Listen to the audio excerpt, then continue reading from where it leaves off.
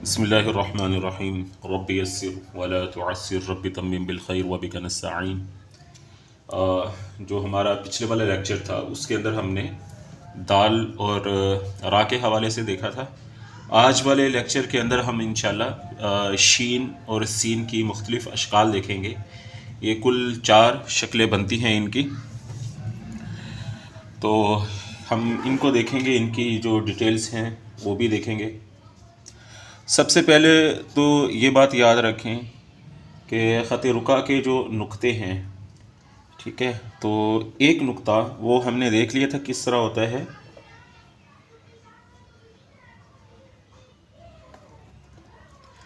ठीक है, ख़त रुका का एक नुक्ता इस शक्ल में होता है, 2 नुक्ते इस शक्ल में,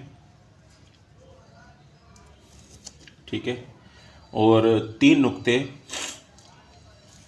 हम इसी तरह पहले एक नुक्ता बनाएंगे एक नुक्ते की तरह, और उसके अंदर थोड़ा सा कर्व होगा, और उसके बाद जो बाकी शक्ल है वो हम बनाएंगे।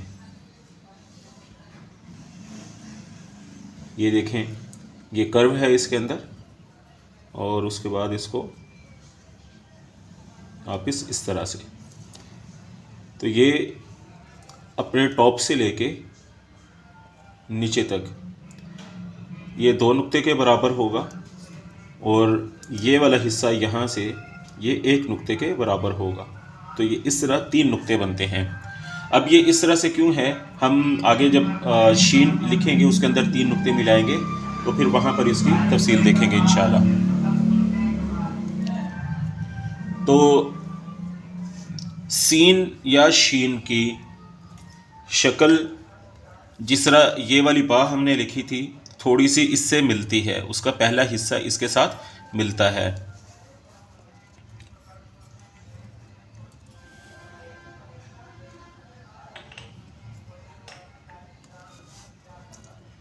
देखिए इस तरह कलम रखा और इसको 3 नुक्तों के बराबर आगे लेके जाएंगे, 1 2 3, और जिस तरह बा के अंदर ये वाली स्ट्रोक हमने लगाई थी इसी तरह इसके भी लगाएंगे, ठीक है, और उसके बाद फिर इसके साथ नून मिला देंगे। नून की प्रैक्टिस हमने बेसिक स्ट्रोक्स का जो हमारा पहला लेक्चर था उसके अंदर हमने देखी थी।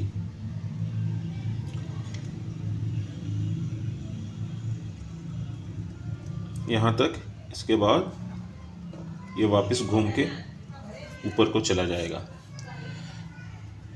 तो ये सीन है, ठीक है। अब ये वाले 3 नुक्ते हम इसके साथ मिलाएंगे तो ये शीन बन जाएगी। अब इसके साथ नुक्ते ऊपर नहीं लिखेंगे, शीन के नुक्ते ख़त रुका के अंदर ऊपर नहीं आते जब अकेली शीन लिखी जाए, ठीक है। तो अब हम यहाँ पे कलम रखेंगे और इसको बिल्कुल सीधा लेके जाएंगे और वापस इसको इस तरह से ले आएंगे तो ये शीन बन जाएगी। याद रखें कि जब अकेले 3 नुक्ते लिखने हों तो फिर इसके अंदर ये वाला कर्व आएगा, और अगर इसको शीन के साथ मिलाएंगे तो फिर कर्व नहीं आएगा, फिर ये स्ट्रेट लाइन जाएगी। अच्छा, ये वाली शक्ल सीन की भी हो गई और शीन की भी होगी। 3 नुक्ते इसके साथ मिला देंगे तो ये शीन भी बन जाएगी। एक और शक्ल है, उसके अंदर ये 1 और 2 शक्लें होगी, एक सीन और एक शीन की। एक और शक्ल है शीन की, उसके अंदर हम यही वाली स्ट्रोक बनाएंगे,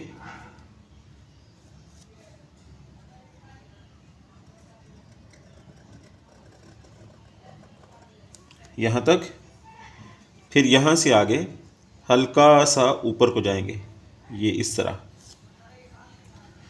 और यहाँ तक आने के बाद इसको वापस इस तरह नीचे लेके आएंगे, और इसी एंगल में जो हम राइट साइड से नीचे आए हैं लेफ़्ट साइड में ऊपर चले जाएंगे, तो इसके बराबर तक आएंगे, इसके ऊपर नहीं जाएंगे, और उसके बाद हम इस तरह कर देंगे तो ये शीन बन जाएगी। और यहाँ से ये वाला हिस्सा यानी इतना हिस्सा हम इसको ऊपर रोक देंगे तो ये शीन बन जाएगी। एक और शक्ल है, वो सीन की भी है और शीन की भी है, जिस तरह हमने पहले देखा। ठीक है, तो उसके अंदर होता ये है कि आखिरी वाला हिस्सा वो यही, उसके अंदर हम नून लगाते हैं। फ़र्क सिर्फ ये है कि जिस तरह उर्दू के अंदर हम दंदाने वाली या शोशों वाली शीन या सीन लिखते हैं, तो बिल्कुल वही चीज़ होती है। पहली स्ट्रोक इस तरह लगाएंगे, दूसरी स्ट्रोक इसी के अंदर इस तरह। पहली स्ट्रोक छोटी होगी, दूसरी बड़ी होगी, और शक्ल दोनों की सेम होगी, इनके अंदर फ़र्क नहीं है। उसके बाद वही हम नून इसके साथ लगा देंगे तो ये सीन या शीन बन जाएगी। ठीक है, अब ये अकेली है तो ये सीन है, और अगर हम इसी के साथ 3 नुक्ते लगा देंगे तो ये भी शीन बन जाएगी। तो आज का हमारा लेक्चर इन्हीं चीज़ों के ऊपर था।